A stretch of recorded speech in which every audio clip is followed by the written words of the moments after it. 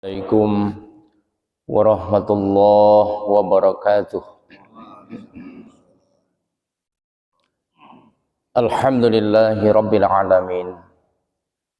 Wa bihi nasta'inu ala umurid dunya waddin. Wa ala alihi wa ashabihi wa man tabi'ahum bi ihsanin ila yaumiddin. Ashhadu an la ilaha illallahul malikul haqqul mubin. Wa ashhadu anna Muhammadar Rasulullah shadiqul wa'dil amin. Allahumma salli ala Muhammad wa ala ali Muhammad kama sallaita ala Ibrahim wa ala ali Ibrahim fil alamin innaka Hamidum Majid. Wa qala Allah ta'ala wa aqimus shalah wasta'inu bis sabri was salah wa innaha lakabiratun illa 'alal khashi'in alladzina yadhunnuna annahum mulaku rabbihim wa annahum ilaihi raji'un. Amma ba'd. Jamaah salat subuh rahimakumullah, alhamdulillah kita bersyukur kehadirat Allah Subhanahu wa taala. Pagi ini kembali kita bisa memenuhi panggilan Allah menegakkan salat subuh berjamaah di masjid kita ini. Sekalipun sungguhlah sangat berat menegakkan satu sholat ini, kecuali orang-orang yang terhindar dari sifat munafik. Dan mudah-mudahan Allah Subhanahu wa ta'ala membebaskan dari diri kita sifat kemunafikan itu. Amin. Salawat dan salam Allah tetapkan atas baginda Rasulullah Muhammad sallallahu alaihi wasallam, pada keluarga, para sahabat dan kita sekalian yang senantiasa istiqomah di dalam mengikuti kebaikan, mengikuti sunnah, mendakwahkan risalah baginda Rasulullah sallallahu alaihi wasallam. Amin. Kultum pagi ini akan kita ingatkan tentang betapa beratnya menjaga ibadah utama, yaitu ibadah sholat.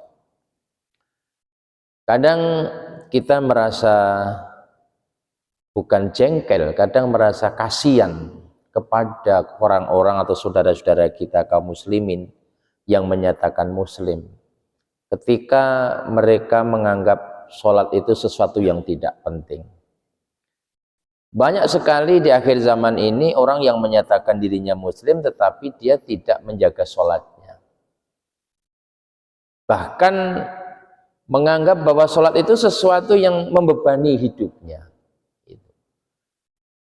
Dan terlebih lagi apabila diseru untuk sholat berjamaah, memang sangat berat. Ini semua memang kalau kembali kepada ayat Al-Quran yang tadi saya baca dalam muqaddimah, Allah Subhanahu wa ta'ala sudah memberikan satu informasi. Bismillahirrahmanirrahim. Wasta'inu bis sabri was salah. Wa innaha lakabiratun illa 'alal khashi'in. Jadikanlah sabar dan sholat itu sebagai alat, sebagai cara kamu mendapatkan pertolongan Allah. Sekali lagi Allah memberikan satu jalan bagaimana kita untuk mendapatkan pertolongan Allah itu dengan diantaranya dua cara: menjaga kesabaran, dan yang kedua adalah dengan menjaga sholat. Wasta'inu bis sabri was salah. Maka siapa-siapa yang bisa menjaga kesabaran, siapa-siapa yang bisa menjaga sholat, maka Allah akan menurunkan pertolongannya.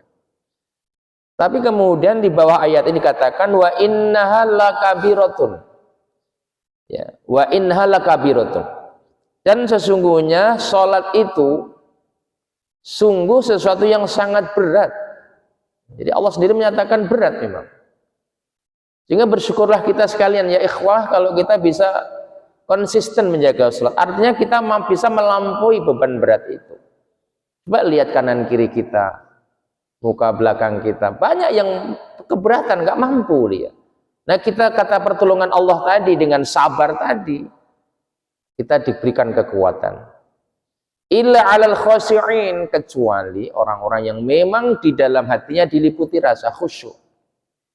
Jadi ayat ini juga memberikan satu sifat netralisasi bagi kita. Jangan sampai ketika ada orang diajak sholat tetapi malah membantah, membuat kita jadi uring-uringan. Kita tidak boleh memarah-marahi orang, mencaci maki orang karena tidak mau sholat ketika sudah kita ajak. Kenapa? Memang berat sholat itu. Allah sendiri yang menyatakan, wa innaha lakabiratun. Dan barangkali kita ini semua juga aslinya berat menjalankan sholat. Kalau nggak sabar, sabar mendengarkan nasihat, sabar diajak kawan, ya akhirnya jadilah kita bisa melampaui, bisa mengangkat beban itu. Wa innaha lakabiratun illa 'alal khashi'in alladzina yadhunnuna annahum mulaqu rabbihim wa annahum ilaihi raji'un. Nah, kemudian siapa orang yang dikategorikan khusyuk itu? Siapa orang-orang yang sanggup menjaga sholat? Yaitu orang-orang yang hatinya khusyuk. Dikejar lagi, siapa orang yang khusyuk itu? Orang-orang yang yakin, orang-orang yang percaya betul, orang-orang yang tidak pernah ragu bahwa dirinya akan ketemu dengan Rabb-nya, berjumpa dengan Tuhannya, dengan Allah Ta'ala, dan dia yakin juga akan kembali kepada Allah. Jadi kalau kesadaran ini bisa kita pupuk bahwa kita yakin pasti akan mati, pasti akan kembali kepada Allah, pasti akan mempertanggungjawabkan semua yang kita kerjakan, maka insya Allah sholat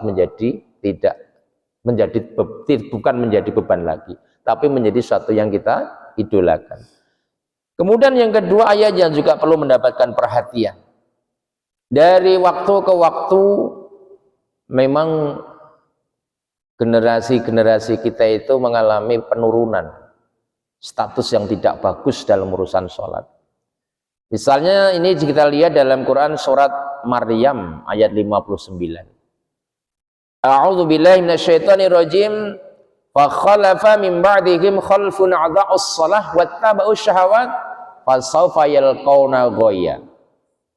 Silakan bisa dibuka dalam Quran surat Maryam ayat yang ke-59. Fa khalafa min ba'dihim khalfun adza'us shalah. Maka di belakang mereka akan ada generasi yang jelek. Siapa mereka? Adza'us shalah, yang menyia-nyiakan salat. Wattaba'us syahawat fasawfa yalqauna ghayya. Justru mereka itu mengikuti hawa nafsu mereka, maka mereka akan mendapatkan kehinaan, mendapatkan kecelakaan. Ada pesan penting di ayat 59 ini kalau kita membaca tafsir Al-Muyassar, ya, tafsir Kementerian Agama Saudi Arabia. Dikatakan di sini bahwa sesudah Rasulullah nanti ke sini, Rasulullah sudah para sahabat, tabi'in, tabi'ut tabi'in, nanti kualitas umat ini semakin buruk terhadap sholat itu. Jadi maka di belakang mereka, artinya di belakang para nabi, di belakang nabi dan rasul, nanti akan ada kelanjutan generasi yang buruk. Indikasi buruk itu apa? Adza'us shalah, menyia-nyiakan sholat. Jadi sudah ada satu informasi ini, ya, tidak mungkin umat akhir zaman ini akan bisa menyamai kebaikan sholatnya di masa Rasulullah. Tidak mungkin. Semakin jauh dari Rasulullah, semakin buruk. Nah, di tafsir ini katakan yang dimaksud dengan adza'us shalah, menyia-nyiakan sholat itu macam-macam. Pertama, memang betul-betul dia tidak melaksanakan sholat. Dia muslim tetapi dia tidak tertarik dengan sholat, ya. Dan ini banyak kita jumpai di masyarakat. Orang merasa aman saja tidak sholat, adza'us shalah. Tapi kalau urusan dunia, wah, dia akan menyambar, dia akan merespon dengan begitu dahsyatnya. Jadi fenomena ini nanti akan menjadi satu keyakinan kita. Oh, berarti memang betul, ya, sholat itu perkara berat. Jadi pertama, makna adza'us shalah adalah orang yang betul-betul meninggalkan sholat karena dikalahkan dengan urusan dunia, ya. Termasuk adza'us shalah dalam tafsir dikatakan orang yang sholat, dia sholat itu tetapi dia tidak tertib, suka-suka sholatnya, ya. Udah masuk waktu zuhur dia lewatkan, waktu masuk waktu asyar dia tinggalkan karena kesibukan. Ini namanya menyia-nyiakan sholat. Sementara ada satu perintah Rasulullah, sebaik-baik sesuatu adalah as-sholatu ala waqtiha, sholat tepat pada waktunya. Maka siapa-siapa yang bisa menjaga sholat tepat waktu, dia tidak termasuk adha'us sholat. Jadi orang yang sholat saja masih dikatakan menyanyiakan sholat. Makna yang ketiga adha'us sholat itu orang yang sholat tetapi dia ceroboh cara mengerjakannya. Nah, nanti ntar lagi kita mau puasa Ramadan. Biasanya sholat tarawih dikerjakan di komunitas kaum muslimin, dan ada saja orang Islam yang mengerjakan sholat walaupun sholat tarawih ya, tapi cara mengerjakannya itu ngawur gitu, dengan gerakan yang cepat, dengan bacaan yang cepat, bahkan tidak ada kesan daripada sholat itu. Ini termasuk adha'us sholat, menyanyiakan sholat. Nah, termasuk menyanyiakan sholat adalah orang ini sholat tetapi tidak mampu menggunakan hikmah dari pelajaran sholat.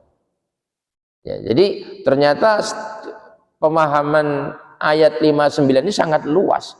Bahkan saya dan kita semua bisa terancam loh. Secara zahir kita sudah melaksanakan sholat, tetapi masih kemungkinan termasuk menyanyiakan sholat.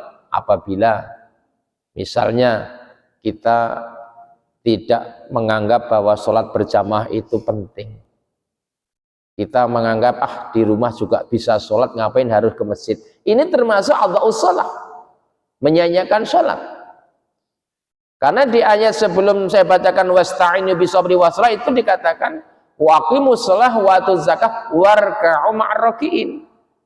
Tegakkan sholat, tunaikan zakat, dan rukuklah bersama orang-orang yang rukuk.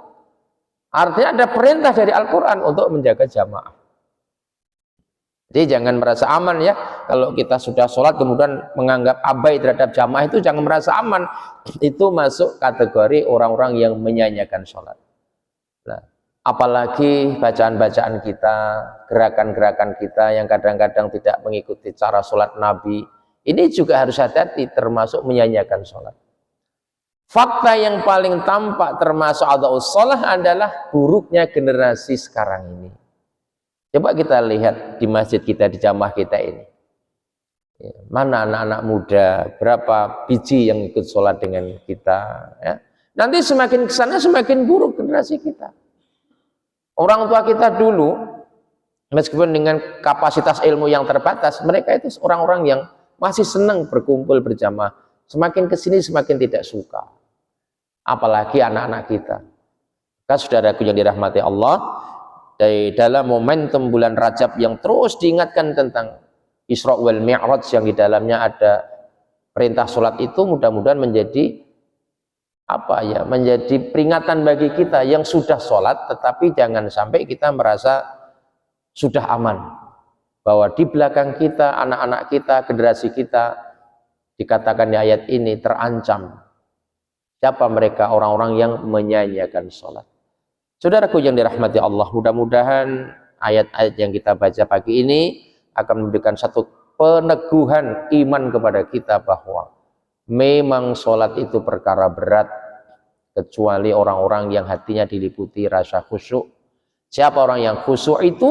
Orang-orang yang yakin akan perjumpaannya dengan Tuhan, dan orang-orang yang yakin bakal mati.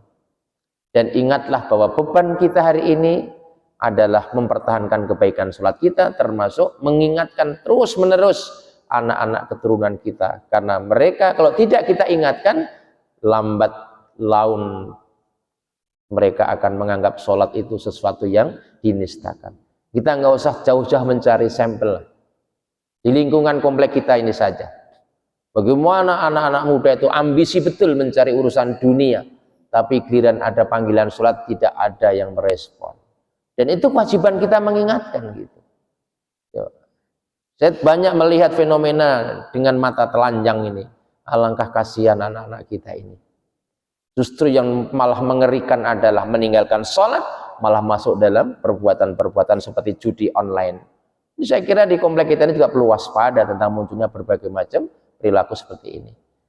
Saudaraku yang dirahmati Allah, mudah-mudahan bermanfaat. Mohon maaf apabila ada kalimat kata yang kurang berkenan, dan teruslah mari kita berdakwah lewat masjid ini, bahwa sesungguhnya ada satu hal yang sangat penting yang harus kita dakwahkan adalah persoalan sholat. Semoga Allah Subhanahu wa taala senantiasa menolong kita, menguatkan kaki-kaki kita, keteguhan hati kita untuk terus istiqomah di dalam menjaga salat 5 waktu terutama dan berjamaah di masjid ini. Subhanakallahumma wa bihamdika asyhadu an la ilaha illa anta astaghfiruka wa atubu ilaik. Billahi taufiq wal hidayah. Nasr minallah wa fadhun qarib wa basyiril mu'minin. Wassalamualaikum warahmatullahi wabarakatuh. Waalaikumsalam.